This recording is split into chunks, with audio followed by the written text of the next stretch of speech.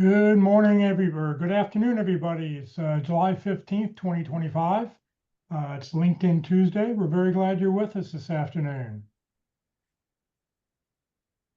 Please note this event is being recorded. It will be on the Career USA YouTube channel for others to view in the future. By participating in this event, you give consent for your name and picture to appear. Please note that any comments you put in the Zoom chat window will not appear in the recording. For everybody who's on Zoom today, please feel free to put in your contact information, put in your name, position you're looking for, target companies you have, put in your LinkedIn address. This is a great opportunity for you to connect with other people who are in job search just like you, and you can connect with everybody else who's on this call today. Feel free to do that. You can tell them you met them on LinkedIn Tuesday, and you put your contact information in. You never know who can help somebody else who's out there. Well, good afternoon, everybody. My name is Jeff Morris. Back in 2008, I started a website called careerdfw.org, a website to help those unemployed in the Dallas-Fort Worth area. In 2012, I launched careerusa.org to help those around the United States. I have written a book called What I've Learned About Your Job Search That You May Not Know. It is available on Amazon, or I always have copies with me if you see me in person. Since 2007, I've been facilitating and leading the North Dallas Plano Career Focus Group, except for last year when I was out of touch. I'll tell you about our upcoming meeting this Friday at the end of the session. And since 2017, I've been a member of the PIT crew, also known as the Practice Interview Team. Great way to practice your interviewing skills. Don't wait until you actually have an interview to practice. Practice now before you can do that, before you do that. Well, we have 4 outstanding speakers rotate through on a monthly basis. Today, our speaker is Kurt VandeMotter. He's a retained search executive at LinkedIn Executive Search. And today he's going to talk about LinkedIn from a recruiter's eye. So Kurt, thank you very much for being with us today, and I'll turn it over to you. Excellent. Well, hello, everyone. Let me see if I can figure out. I'm not looking at myself, and that's just kind of weird.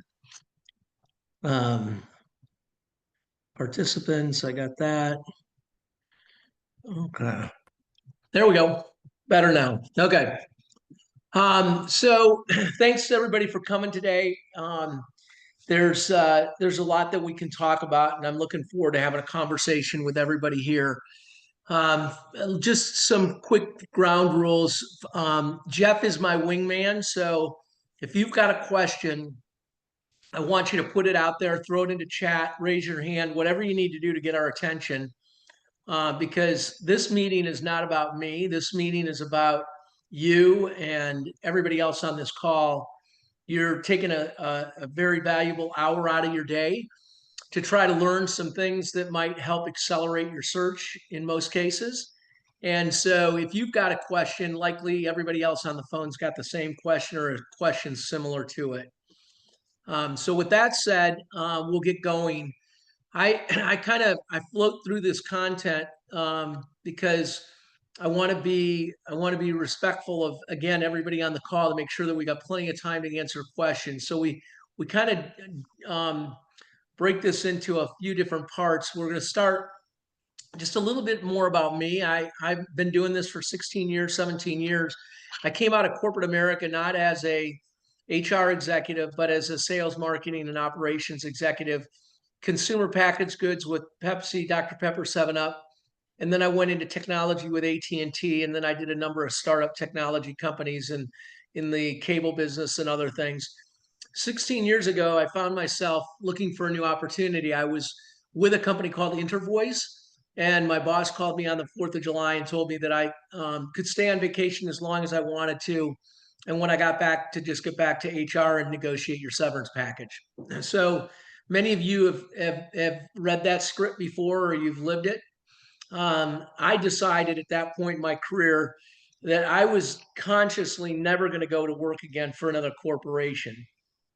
I was 49 years old, and I had decided that it was time for me to do something on my own. I really didn't know what I was going to do, whether I was going to buy a franchise or, buy a car and take people to the airport every day, or,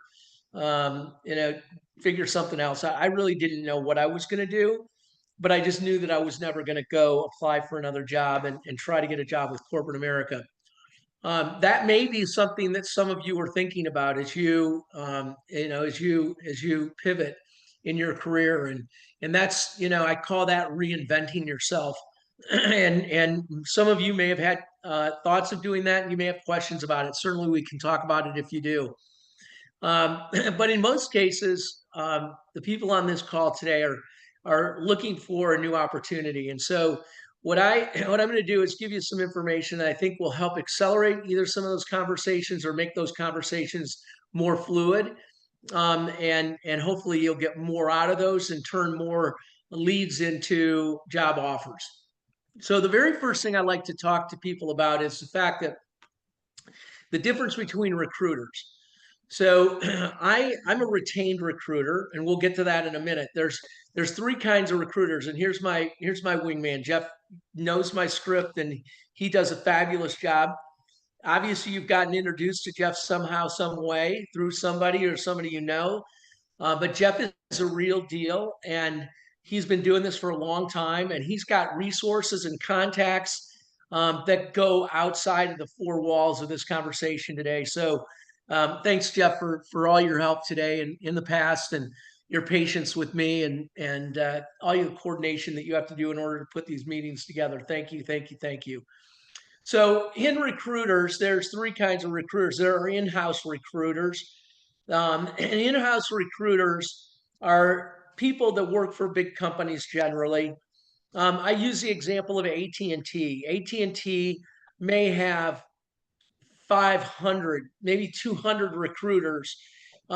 They work in different silos. So there's recruiters that are working in retail. There's recruiters that are helping with the executive jobs. There are recruiters that are in engineering. There are recruiters that are working on the media business, and I could go block by block, but there's a lot of recruiters. They generally work in silos because they become experts in the jobs that they're trying to fill. Inside recruiters can have anywhere from 30 to 40 jobs that they're trying to fill at a time. If you're a retail recruiter for AT&T or T-Mobile, or as an example, they've got a lot of retail stores. You may have 70 or 80 jobs that you're trying to fill in stores all over the country or within a region. So the thing to keep in mind is that they are very busy. They do rely very heavily on the applicant tracking system. And when you discover that you're on the phone with an internal recruiter, you want to listen very well, because you want to be very specific in answering the questions that they are asking you. Again, you want to be very specific in your answers to the questions that they are asking you. This is not a time when you're dealing with an internal recruiter and they ask you to talk about a little bit about yourself. This is not a time where you go into a 15-minute dissertation about all the great things that you've done. You probably don't even know what the full job description is of the job. Maybe you do. Maybe you've just learned about this role. But be really careful in getting too far outside the box and talking to internal recruiters, because they are very focused. They got very limited amount of time, and they're very driven to answer 3 or 4 or 5 questions that they can take to the hiring manager that says, this is somebody that I want to either bring into the headquarters or schedule a call for you for an interview. So they know their hiring managers very specific or very well. And again, they're checking boxes. I know I'm probably over communicating on this, but I think it's really important. Some of you might be asking yourself right now, well, wait a minute, Kurt, how do I find out whether it's an internal recruiter or an outside recruiter? And I'm going to give you the information right now. You ask the question. Could you tell me a little bit about who you are and what your role is in recruiting for this role or for this position? And then shut up. Just ask a very quick question, and they'll tell you very quickly that I'm an internal recruiter. I work for AT&T, or I have been hired by company XYZ to help find and fill this role. That's where we get to the two outside recruiters. Outside contingent recruiting firms, they don't get paid any money up front. They get companies call them and they say, I've got a vice president of sales or a director of sales role that I want to fill. And they may sign a contract with 3 or 4 or 5 recruiting firms to fill that role. They don't pay anybody any money. And the only person that gets paid is the person that provides them or sends them or introduces them to the candidate, and that person gets hired. So these people, again, it's good to know when you find, if you can ask or you can learn, and if you hear the word contingent, then number one is that they're moving pretty quick. In some cases, contingent firms are working in a contingent fashion, and they're the only firm. They've negotiated an exclusivity, but that's pretty rare. And so if they're competing against other contingent firms, if there are other firms working on this search, they're going to be working very, very quickly in order to get the right candidates in the funnel, queue them up as far as the experience and their demonstrated results so that they can present that candidate very quickly. I did contingent search once when I first started this business, and I did it for one search. And I'd rather lose money on the golf course than to do contingent work, because I worked really hard for 3 days, presented a couple of candidates, and the company had indicated to me that they already filled the job with somebody else. So did all that work, took time away from all the other things I could have been doing in my life to try to find the right candidate, and they had already found somebody, so I don't get paid anything. I do outside retained search. And the difference here is that I'm the only firm, or when you're dealing with retained search firms, they're exclusive.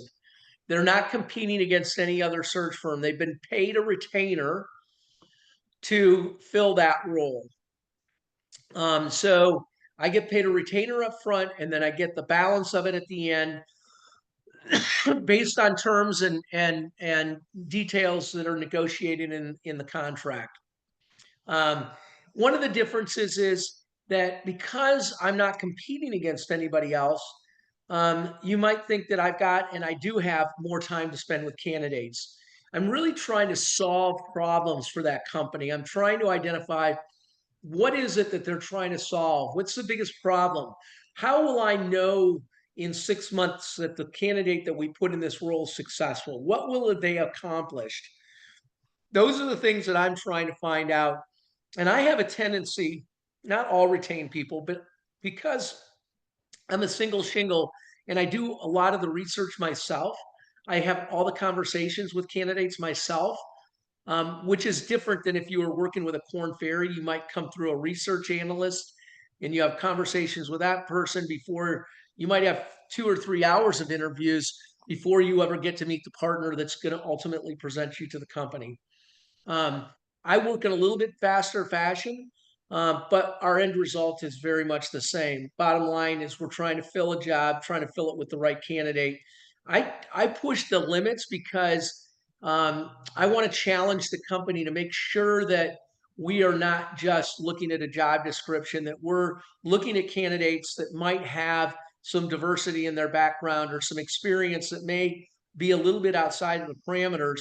And I don't do it because I'm wasting the company's time. I just do it to make sure that we've uncovered all the stones.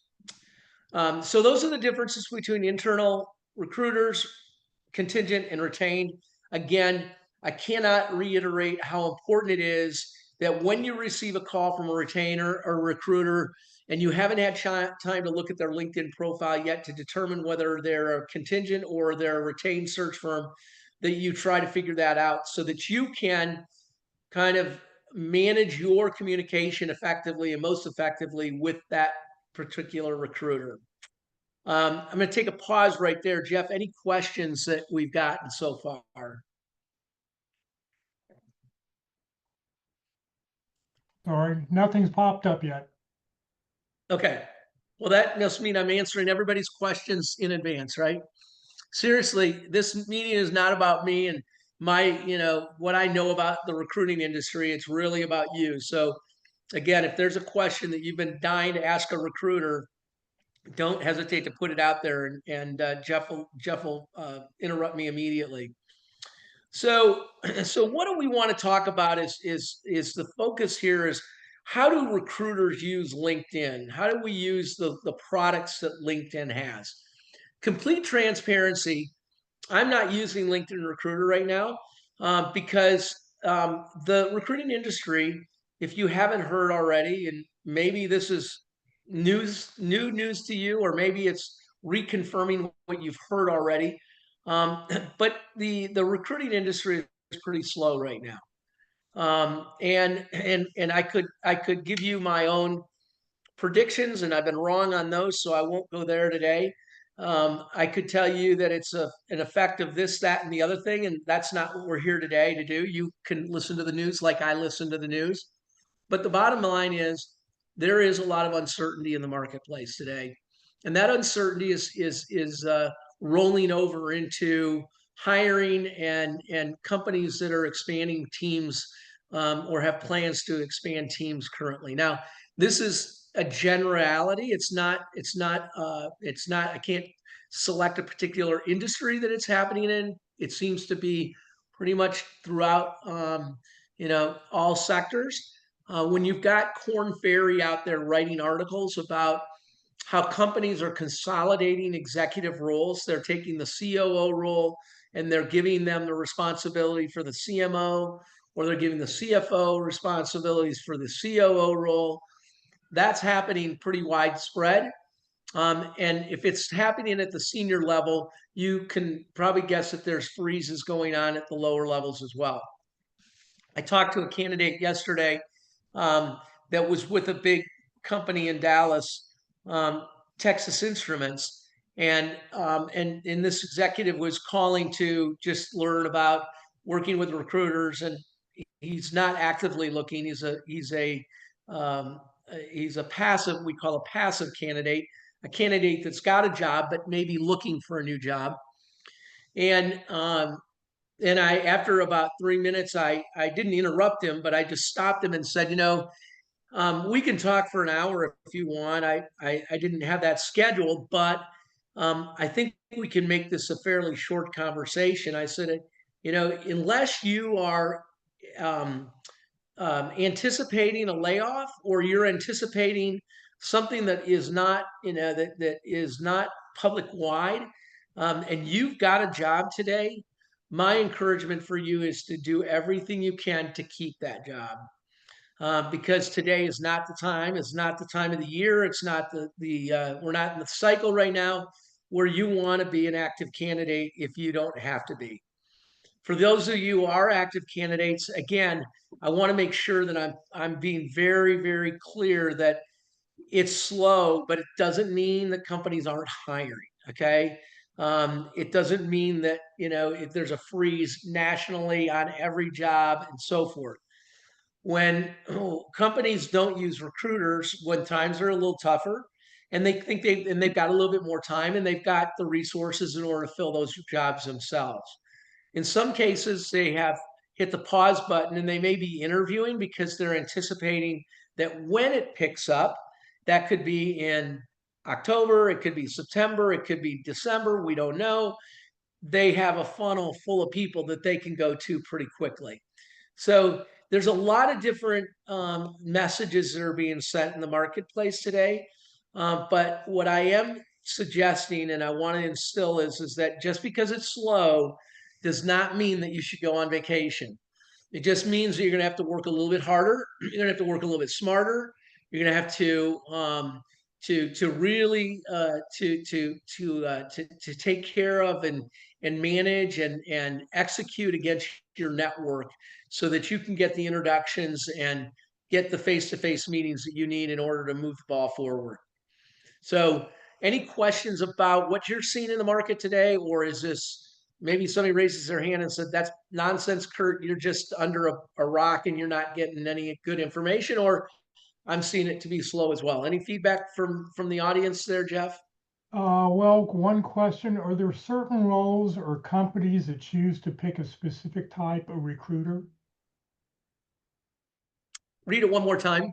Are there certain roles or companies that choose to pick a specific type of recruiter? Yeah, that's a great question. No, you know, not at all. I mean, if it's a smaller organization, imagine if you're in the shoes as being a hiring manager, whether you're in a large company or a small company. When you decide to call a retained search executive and get into a formal agreement with somebody in my on my side of the business, some companies are reluctant to pay that retainer. They want to try to get the work for free, because it could be because they may not be filling that role right away. It could be because they haven't had success working with a recruiter in the past. There could be a lot of different reasons that they go to, or they're a little bit nervous about using a retained search firm. The reason, and those are all good reasons, I guess, on their behalf. But as far as I'm concerned, when somebody does pay the retainer, then they have a commitment to me. They have signed up, and there's ownership. We are working mutually to fill this role. Now, there are times when a company will tell me that I want to enter into a retainer. We're looking for a new CEO. Um, Generally, the question that you asked, somebody asked earlier, generally the higher level jobs, the C-suite, are turned into retained searches, but there are contingent firms that do that work all the time. Again, it depends on the size of the organization and the industry and the company's past or previous experience working with recruiters. But once I have a commitment, then we may decide that we're not going to fill this role for 5 months, and so the process is a little bit slower, but we all agree to what we're going to do, when we're going to do it, how we're going to do it, and what the outcome is going to be. All right, Todd asked, what's the hiring forecast for the next 3 months among those that you've been speaking to? Todd, that's a great question. It's just completely unanimous. There's a friend of mine that works in the industry. She's very specialized in the work that she does. Um, and she's got a client that has just been, over the last couple of years, has just been feeding her a job or two every quarter. And it's just, she's not doing a ton of work with this company, but she's doing amazing work for them, and she's getting paid very well for it. And they respect her very much. And she called me back in February and she said, so what's going on in your business, Kurt? Is it slow or are you busy? And I said, very slow. I said, why? And she goes, wow, I am too. And I haven't been like this in a long time. Now I know that she just currently picked up a new search, but for the most part, most recruiters that I talk to at this point are working on very little. They may be working on a couple of searches, but it's pretty quiet out there. All And right. the anticipation for the next 3 months, Todd, we can't go like this forever. It's got to pick up. And I'm confident that it's going to. I have more confidence today than I did during COVID. It is going to pick up. I just don't know when. When it does pick up, it's going to get crazy, because there's going to be so much market confidence with CEOs in the C-suite, and boards are going to be so confident of what the future looks like, that they'll be ready to invest. And in order to do that, they're going to have people to do it. All right. Angela asked, when you see a job that you've applied for that was closed and now it's reappears on job boards, however, you've not heard anything back, what could this mean? Well, it means that they don't know what they're doing. Maybe they had a hold on it, and then maybe the hiring manager is anticipating that they're going to get clearance for that job to be opened, or they're going to get the budget that they need in order to fill that role. And so then they repost it to see if they can get some new candidates and different candidates. Um, I would, if I were you, I would take those opportunities, and I would do everything I could to try to find a hiring manager or a decision maker within that company to not just send resumes to, not just continue to bombard them with resumes, but to figure out what's going on, and is it a real job, and is it going to be filled, and what are the problems that they're trying to solve, and what kind of candidates are they looking at. So I'd get into my network heavily. I'd get into LinkedIn. I'd use all the AI I could everywhere I can to try to find somebody that I know or a connection somewhere that somebody could give me some inside information. Um, is it a local company or is it a company outside of the DFW area? Company, and according to my resume, I was about a 98% match, with the job description, and I was recommended from someone on the inside of the company. And have you talked to that person inside the company since you applied and somebody gave you the feedback that you were 98%? Have you had any other conversations with that person? Well, I gave my own feedback on the 98%, just Okay. according to the job description, but I just noticed that the job was back on the job board today. So I will be Okay. talking to that person that recommended me to see if I can get more information. Yeah. And I don't, and what is your name? I'm sorry. Angela Jones. Angela. So Angela, I don't know all the details and I don't need to know all the details, but we're going to use you as kind of a case study here. And so what Angela has is she's got somebody inside that is kind of guiding her, giving her assistance. What I don't know, and again, Angela, we're not going to ask you to give us all the details, but whether or not this is a close friend, whether this is a relative, this is somebody you've just met during networking events. But the fact is you've got to be really careful. And Angela, you do need to continue to communicate with that person, but we don't want to wear that person out because you don't want to try to put that person in a position that is uncomfortable or where they're sharing something that maybe they shouldn't or that it may not be public knowledge. But there is nothing wrong with Angela reaching out to her contact again. And again, depending on her level of connectivity, with maybe a phone call, maybe an email, it may be a text message, it may be let's have coffee and sit down and talk about it. But absolutely, you need to find out. Hey, that job that I applied for is posted again. Does that mean that there's another new role because they've been really successful with that role and they want to hire more people? Or is the person they hired, did they not work out? Could you give me any information that could help me as I try to communicate with the team again, to try to get back on the radar again? Now, the one thing I would do, Angela, is I would make sure I don't just send the same resume I sent the last time. I would be really hard on myself if I were you, to make sure that you are at 98% and not 19%. And I'm exaggerating and I'm not assuming anything, Angela, but I would make sure you take that job description and you throw it into AI, copy it, paste it into AI as an example, and have AI pull out and prioritize the biggest things that this job description wants the executive to accomplish in the first year. So make sure that you figure out what those priorities are. I would use AI so that you don't miss something that maybe you read over it because it doesn't seem important, but AI will help pick out those keywords and the things that are important. And then I would make sure that my resume reflects that to the best it possibly can. I think that's, and it's a mistake that candidates make most often, is that they think their resume or they think that their job skills are 98% on match with what the company's looking for. But in fact, sometimes it's not even close.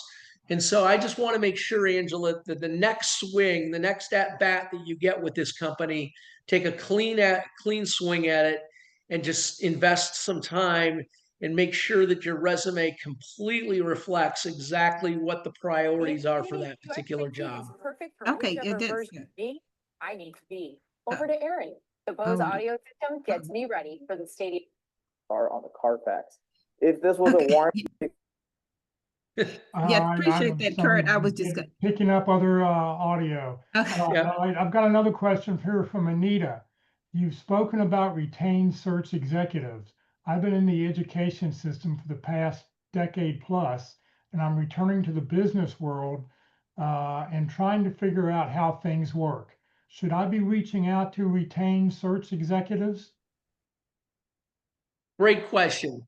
So candidates always want to have a catalog full or a Rolodex full of recruiters that they know and that they work with and they communicate with. And that's really old school. The fact of the matter is that recruiters generally will find you when they have the job open that you could be a fit for. Now, that is a little bit insulting because what that suggests is that, don't call recruiters, they'll call you. I'm not suggesting that at all.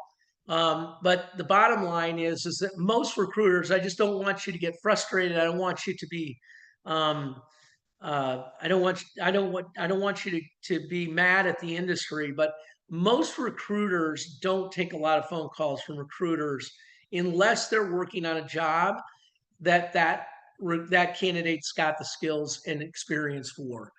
And the reason is because we as recruiters, whether you're a contingent or a retained, we get paid by companies. We don't get paid by candidates. Now, with that said, if you are receiving emails or communication, social media from companies, recruiters that want to help you find a job and they're going to charge you for that, I've seen anywhere from $5,000 to $25,000. My suggestion is that you run as fast as you can because there's only one person that can find you a job, and that's you. Okay. It's unfortunate that it's one of those services that it just is, it doesn't work. And I'll give you a quick example. And that is, when we came out of COVID, I decided I might pivot a little bit and start coaching candidates on finding a job. And I was charging a retainer, so I was getting paid up front to help coach these candidates. And this one particular individual came to the table the first week, and we had a great 2.5 hour meeting, and we talked about the priorities and what he needed to do and the resources that were there to get it and so forth and so on. And we laid out a plan, and we came back the next week, and I said, how'd it go? I've got my list here. You've got your list. Let's go through it. And he said, well, I got home from our meeting and my wife decided since I wasn't working, we were going to go on a cruise for a week. So I really haven't done anything since last week. And he looked at me and says, do you have a job for me yet? I'm like, well, no, because you haven't done anything on the list. You're the one that has to do the work. I can't get a job for you. You have to do that work yourself. Second week came around, same thing came back. Now, this time he had been in town, but there's so many projects that my wife's got at the house for me to do. I haven't even looked at the list. I've been at Home Depot every day for 3 hours. So after that went on for about 2 months, he and I both realized this is going nowhere. You're not getting any further in your job search because you're not showing up and doing the work. And you might have thought that I could just pull a rabbit out of the hat and give you a job, but that's not the way it works. So long story short is from a teacher's perspective, you can try to reach out to recruiters that specialize in a particular industry that you're trying to pivot to. But in most cases, you're going to get frustrated because recruiters just don't call you back. So I don't know if that's the answer to your question, but the thing that I would help with you as you pivot, what this executive's doing and leaving the education sector, and I don't know where in particular where in business they're going. I would suspect that it's somewhere in the education sector somewhere, but regardless, that person has to build a bridge between what they've been doing and what they want to go do. I had lunch a couple of weeks ago with a gentleman that had been an ambassador to the United States in a foreign country for the last 4 years under the Biden administration. And that if you ever have a chance to meet somebody that's done that work, take the time to meet with them because it's a very interesting job. Doesn't pay very well, and they spend a lot of their own money to do it. But he had come back and he was now trying to relaunch his career, and he wants to get on boards. Well, he's never been on a board. And so even though he's been an ambassador, he's got to build a bridge between the things that he's done as a lawyer, becoming an ambassador, and now wanting to join a board. He's got to build a bridge. He's got to build stories and tell people how he can do that work, because when they first look at him, when they first see his resume, they're not going to think of that executive in that particular role. He's going to have to do a lot of coaching and a lot of mentoring on his own to convince people that this is what he can do, and that he can be successful at it. Jeff, any other questions? Yeah, another one. Are recruiters made aware at the onset when a role is already positioned for an internal candidate and the job search is to include external candidate is just part of their overall process? Yeah, great question.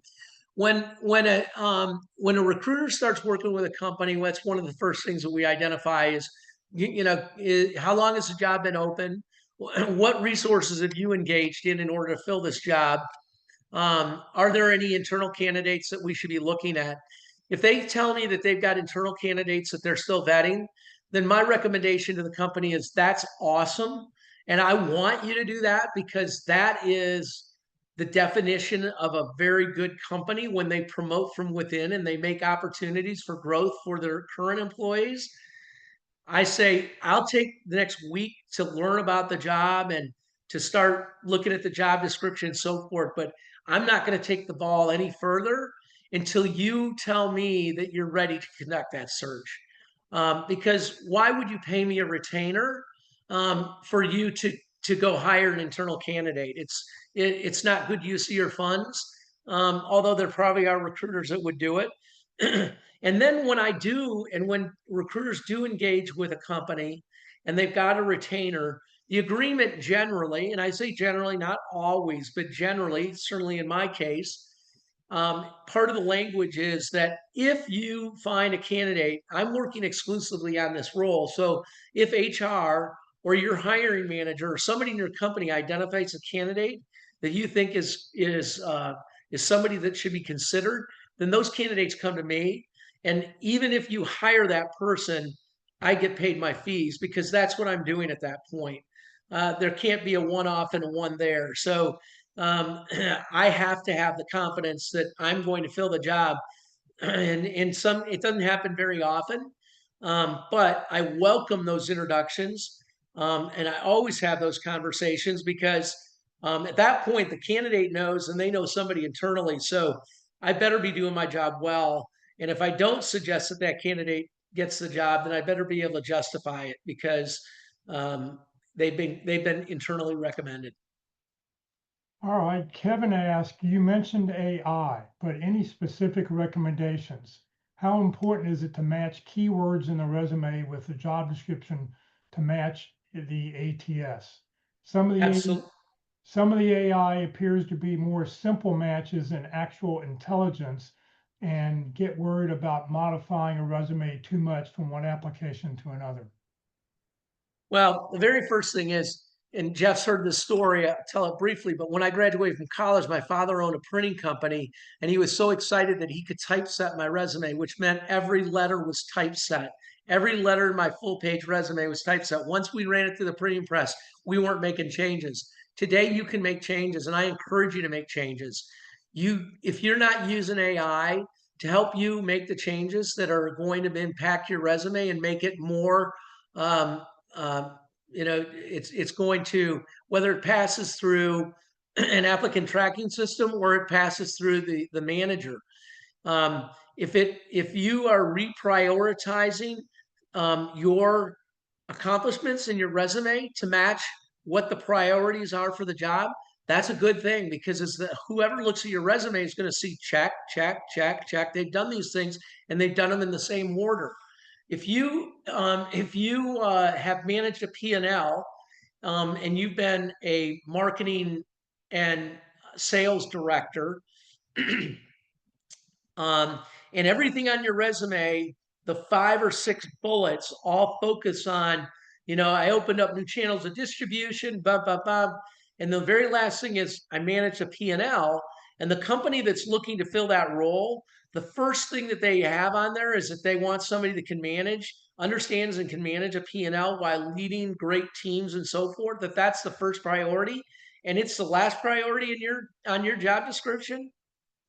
Sorry, I can't guarantee that you're going to get through the dishwasher without getting thrown out. I don't know, but I would take the time to make sure that my resume was not as close. I don't want anybody to lie, but as close to using keywords and in the same priority as the companies identified on the job description. Yeah, I use AI for everything. I've heard from a couple recruiters that they can tell when they get an AI generated resume because they get resumes from 3 or 4 candidates and they almost look similar to each other because somebody just put the job description and their resume into AI and said generate something, and it's coming out with the same thing. So you've got to make sure that your resume is you, not That's right. that's Yeah, the and again, the way to do that is to use AI, excuse me, to use AI to give you, can you please prioritize the responsibilities for this job? And I would run it through AI a couple of different ways to get key, what are the key words in this job description? And maybe they've been listed 5 times, or maybe it's you can do this yourself. You can take a highlighter and do that your work yourself. But with the use of AI, you can accelerate that.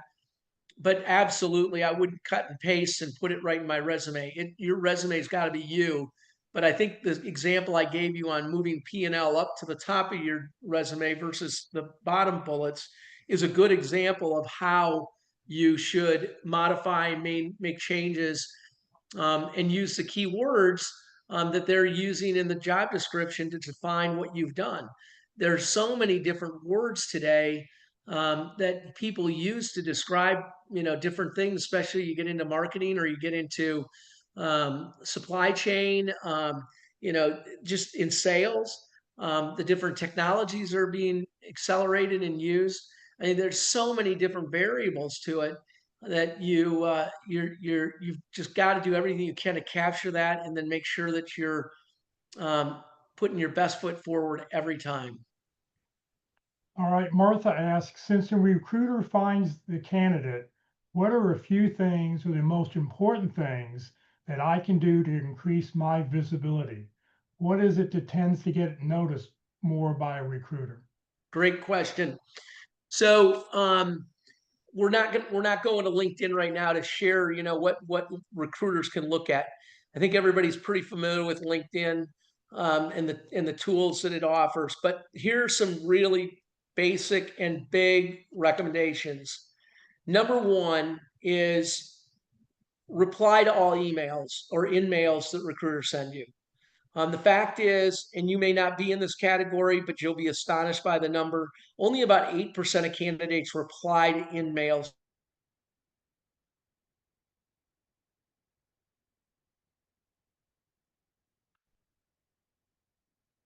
But if I've got a new job and I send out 100 emails, I'm only getting 19 or 20 back. Okay. So first and foremost is I highly recommend that you return all in-mails. Okay. Second thing that I encourage you to do is to put your contact information in LinkedIn. This is a huge differentiator for recruiters. If you are actively looking for a new job, you should, in the section that's about you, it's the summary section. It's the section where you've got, I think, 2,500 characters, 3,000 characters. They change it a lot, but it's the big section where you can write about yourself. If you're not using that space and filling those words, filling that white paper with key words and words that describe you and the things that you've done, then you're, again, missing one of the biggest and free marketing tools that you've got available to market yourself. So highly, highly recommend that you put your email address and your phone number in that section. If you've got a question about where you put it and how you put it, look at my LinkedIn profile, and it's very clearly put at the bottom, my contact information, and I give you my email address and my phone number. I'm a recruiter. I want to talk to people. Okay. So make yourself visible. It's a game changer because if I'm a recruiter, as I said, and I start a search, and in the first couple of days, I look at a couple hundred candidates, the candidates that have given me a phone number and an email address, they move to the top of the class. Okay. Because I stop what I'm doing, I pick up the phone, and I call you. I say, Dorothy, Kurt here. I'm looking for an XYZ. I know I'm interrupting your day. Do you have a couple of minutes to talk to me about your background?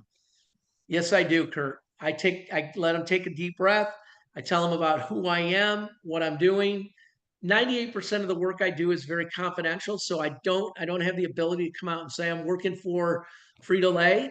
But I try to give the individual enough of an overview of what I'm looking for. And then I have questions that I want to ask, and I'm expecting to get answers. So I ask very basic questions. I've got friends in the industry that aren't as direct. But the point is, I don't want to waste you or a candidate's time, and they don't want their time is valuable as well. So I ask, tell me a little bit about what your background is and what you've done.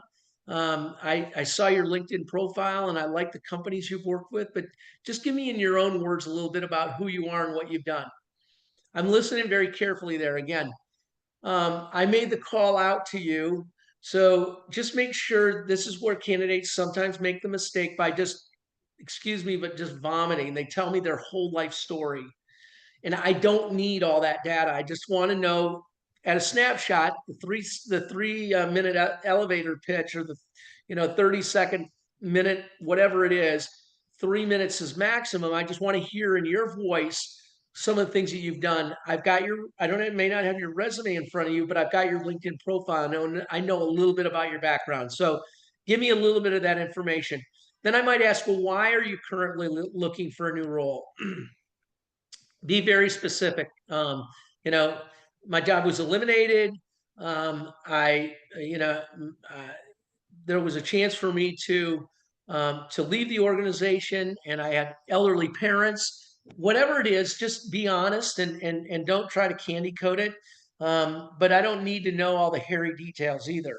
That my boss was cheating on his wife, and I got in the middle of it, and blah blah blah blah.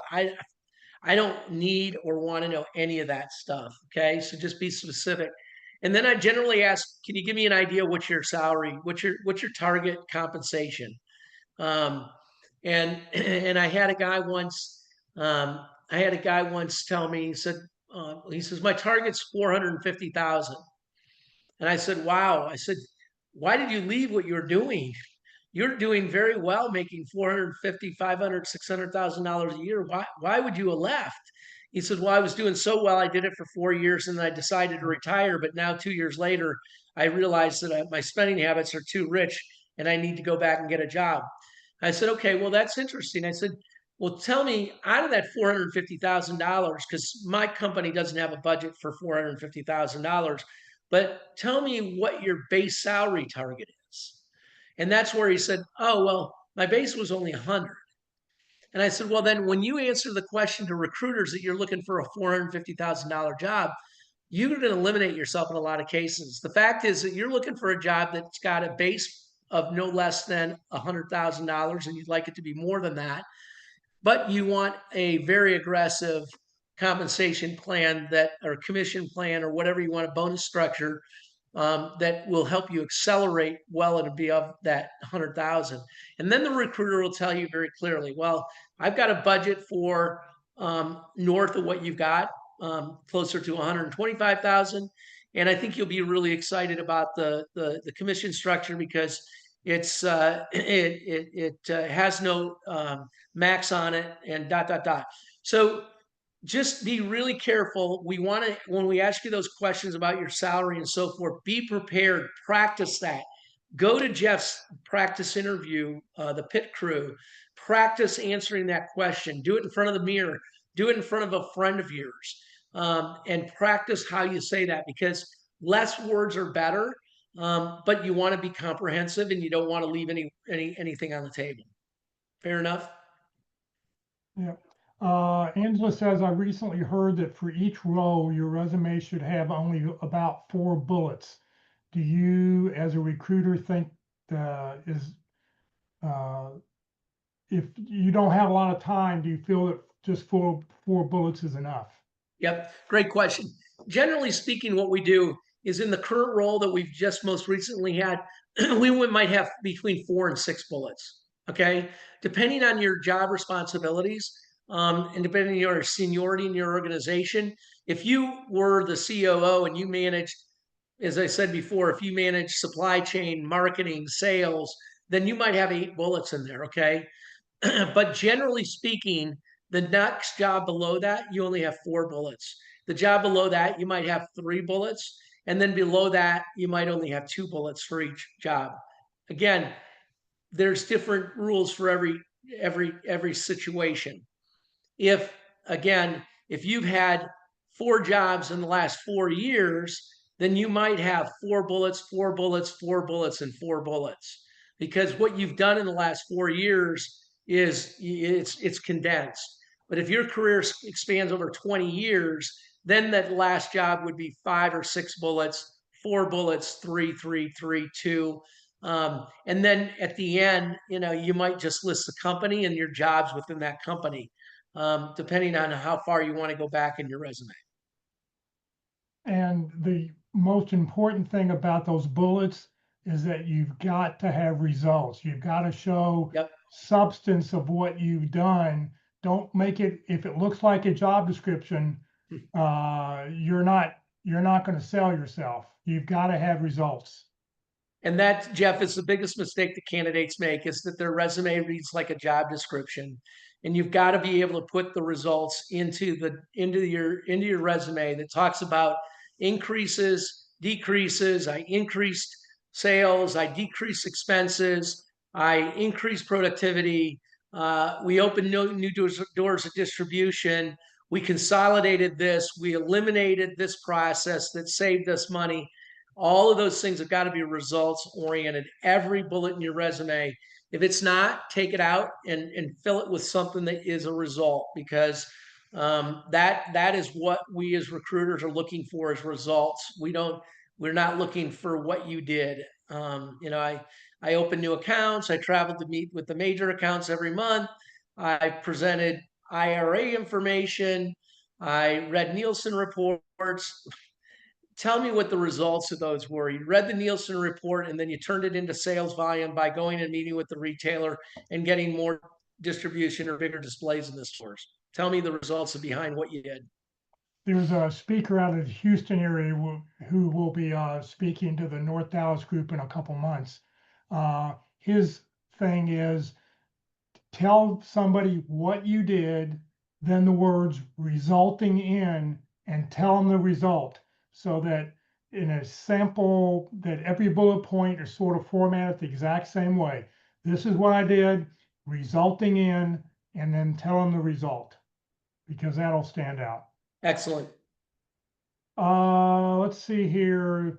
Barry says, many recommend you put your contact information at the top of the about section. Top, bottom, does it make any difference? No, because as a recruiter, I've got an eye. I'm looking for the @ sign and I'm looking for numbers. Okay. And so I can scan that summary section, even if it's 2,500 characters, really quick to see if there's a phone number and email address in there. I encourage you to put it in bold, whether it's at the top or the bottom, it doesn't really matter to me, but make sure it's in there somewhere. Right, right. Okay, let's see here. Then somebody's talking about, personally, I avoid putting a phone number to avoid the many scammers going through LinkedIn. Maybe it's time to use a Google phone number, and you can always do that. Yep. I know you cannot get a 214-972 or 469 Google number. I think you have to have a 682 is the closest one with a DFW area. Yep. Yeah. Everybody on this call, I think that, a couple other tools, Jeff, that we should talk about real quickly is I'm a big believer in accountability groups. Okay. And if you've not been a part of accountability groups, then in the past, let me take you really quickly through what one looks like. In general speaking, I like them to be males or females, not females and males, but depending on the level and so forth, that rule can be broken easily as well. The bottom line is you try to find 2 or 3 other people that are looking for the same job that you're looking for. And you might say to me, well, that's just crazy, Kurt. Why would I want to network and have accountability with somebody that's trying to get the same job that I'm getting? The bottom line is that you are all seeing different things every day. There's no way that there may be at the end of the week 2 jobs that you all saw, but in most cases, you're seeing different things. You've got different networks, you've got different contacts, you're hearing about different opportunities. And not every opportunity that comes across your desk is a fit for you, but it could be a good fit for somebody in that accountability group. The other reason is that we want to try to keep the jobs in DFW, right? So if they are local jobs, I'd rather have one of you in the accountability group get it than somebody from New York or somebody from California. So I hate to be mean about that, but I think it's critical that you work together, that you share ideas, you share leads. And the fact is that if Bob, Mark, and Sally are in the accountability group and Bob gets the job, I can guarantee you that every other company that he's talking to, he's going to make an introduction that says, I've got a couple of other candidates that I've been working really closely with that I'm no longer available, but I trust and know that these people have got the skills and the experience that you're looking for, and you should have a conversation with them before you make a decision on anybody else. So that's why accountability groups, it's a good reason to get together to talk about some of these things we've talked about. How do you answer this question? How do you answer that question? But it's also to share leads. It's also just a chance to get together that says, last week was a really tough week. I got 5 rejections, 4 recruiters ghosted me. I'm not getting anywhere. Is anybody else experiencing it? And just to work together in collaboration and prayer that you can get to the next step together. So if you're not working in an accountability group today, you want to learn more, certainly reach out to me. I'm a big believer in people getting together on a regular basis. We're past COVID. It's okay to go have coffee with people. If they live in different sectors of the city, do Zoom calls. The technology is available. The last thing that I really want to encourage is, Jeff, I might as well throw in the prayer letter because I think we've got a couple of minutes here. And if we go over, that's okay as well. The bottom line is that every one of you, as I said before, are the big pen now. And what do I mean by the big pen? When you were in college and the professor handed you the big pen and said, sell it to me, you said, it looks good. It fits in my hand nice. It's got a really clean color to it. It's got a nice cap on it, so I know it won't leak in my pocket. Well, you are the big pen now. So you have got to tell people and be able to sell what your attributes are. You've got to be able to communicate that very clearly to people. That gets done in your 30-second elevator pitch and telling people who you are, okay?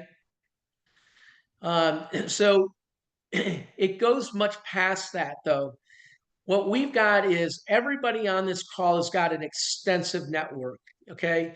You've got people that you've worked with, people that you've worked for, people that have tried to call on you to sell you something.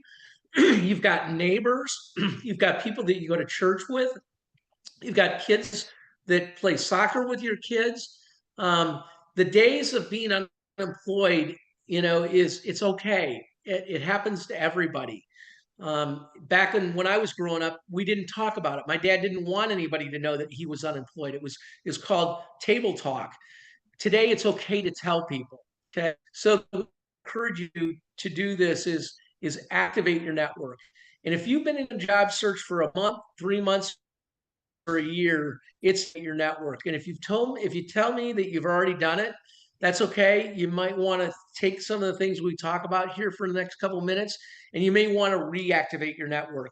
But the first thing that you do in activating your network is to make a list of everybody in your network, people that you, again, have worked for, people that have called on you, people you met on airplanes, people that you met at the bar when you were at a convention, people you met at conventions.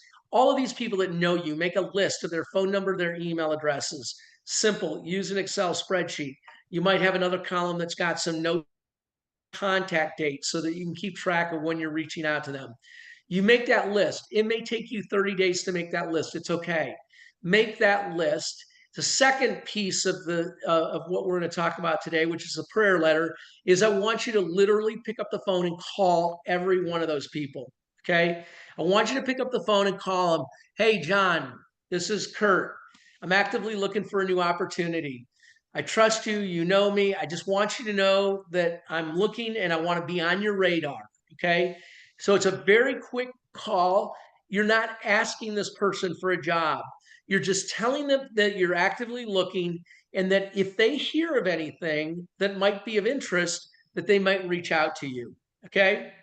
So great call. Now, the first thing I want you to do is every time you get somebody on a call, you know you got the right phone number, but but you don't know if you've got the right email address. So I want you to take a second to update your list and make sure that you're using the right email address. Some people prefer to get emails to their business versus their personal and vice versa, or they've just changed their email address. So take the last second to make sure that you confirm their email address. And then if you want to, I think it's just good courtesy is, hey, John, this has been a great call. I really appreciate it. Would you object if I continue to just give you updates via email every month to just let you know what's going on in my career? And who wouldn't say no to that, right? But you're asking for permission. And I think it's a good thing to do. So now you've taken 30 days and you've made 100, 200, 300, 400. I don't care how many calls. You've let everybody know that you're actively looking. Okay. Now, the fact of the matter is, unfortunately, that probably 90% of those people are going to forget about that call a day or 3 days later. Okay. And it's not because you're not a good guy or a good person or a good woman, not that you haven't had great results, but people are just generally busy. Okay.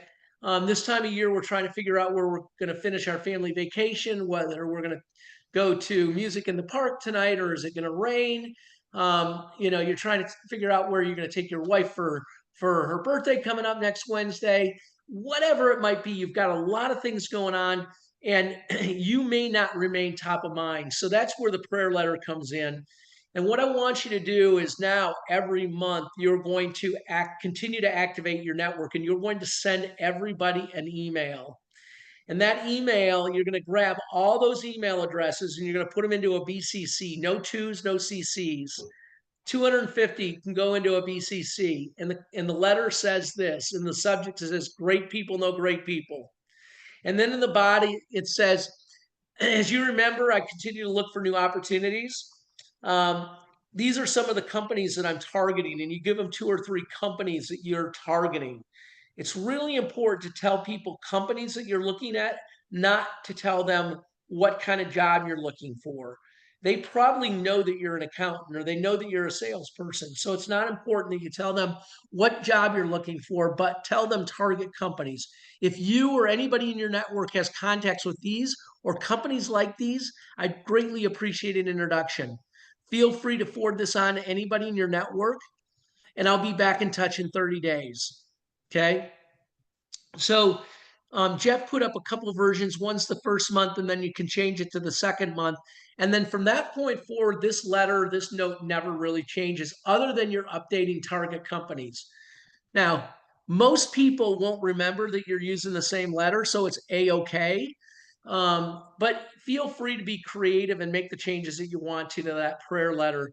But again, if you're not doing something like what I've just described, every month to tell your network that you're continuing to look for a new opportunity, you are missing out on all kinds of jobs and opportunities because people forget. And it takes a couple of months for people to go, hey, he's serious, or now I do know what Bob's looking for. And it takes a couple of months before a job may surface that they might reach out to you. But I guarantee you that this will accelerate your search, maybe by months, by activating and using the prayer letter. Again, I only wish that I had published this 15 years ago and gathered all the statistics, but I get endless notes and calls from executives all the way up and down the food chain. I've got CFOs that they're afraid of their own shadow. They don't like to be, they're not public speakers. They don't like to make those phone calls. They hate to admit that they're looking for a job. And it works every time. So with confidence, Jeff's got this on on DFW jobs and our career DFW. And so if you need it, go look at it. It's taped on this version. It's taped on every version that I do. I do believe in this tool, and I guarantee you that it will accelerate your search. And I did put the prayer letter is a PDF file and it is in the chat window. So you should be able to click on it and download it and save it somewhere on your computer so you can use it yourself. And where I came up with it was that you've gotten this before yourself, and it says, read this prayer 3 times and send it to 10 people, or you're going to die and go to hell. So that's where I got the prayer letter concept. Now, by sending it to 30 people, you're not going to die and go to hell, but you are going to expand your network. Do not send a resume. Do not send a resume. That is a very important document that you save for the people that you want to have it when you understand what job they're looking at your resume for. Okay. Don't get trigger happy and start sending resumes to everybody. Worst thing you can do. You get eliminated by more companies because you've got the worst resume or not the right resume for the role that you're trying to fill. So do not include resumes. Well, Kurt, thank you very, very much for your time. I know we went Yeah. to the top of the hour. Great information. I hope everybody enjoyed your good comments in the chat window. Coming up next week, Terry Sullivan will be with us to talk about how to tell your key contacts and prospects who you are, what you do, and how you can help.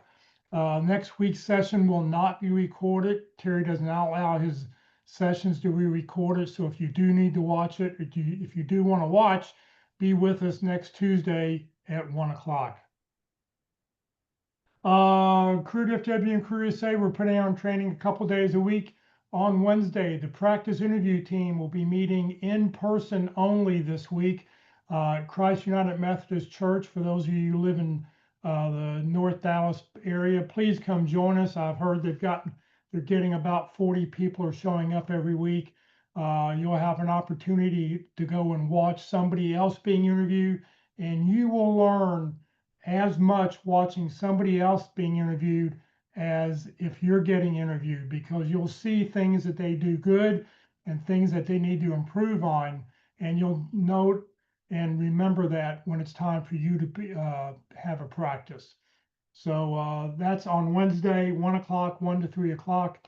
And then this Friday at the North Dallas Plano Career Focus Group at 9:30, Walt Glass will be with us to talk about selling ourselves in job interviews. So it'll be a really good presentation to watch. Come join us this Friday at 9:30. You're welcome to join the Career DFW or Career USA LinkedIn groups. My only requirement is have your LinkedIn profile mostly complete. I will look at your profile and I will, if you're not profiled, if you haven't made it a robust profile, I'm going to deny you join the group, because why are you on LinkedIn if you just have a name and a career or something? You've got to have some details. Show me what you did so you can be found on LinkedIn. This session has been recorded. It will be on the Career USA YouTube channel later this afternoon. You're welcome to subscribe to the channel, and when you do that, you'll get notifications every time we post the new video. On the Career USA YouTube channel, click on playlist. Every video I put up goes into one of 7 different playlists. There's currently, I think, 690 videos up there when I looked this morning.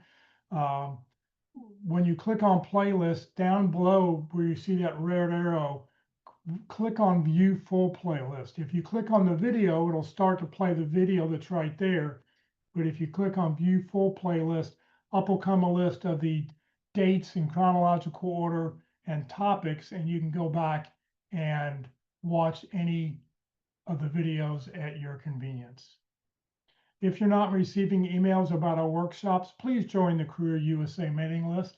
you can just scan this QR code and send a blank email, or just send a blank email to Career USA, the + subscribe at groups.io.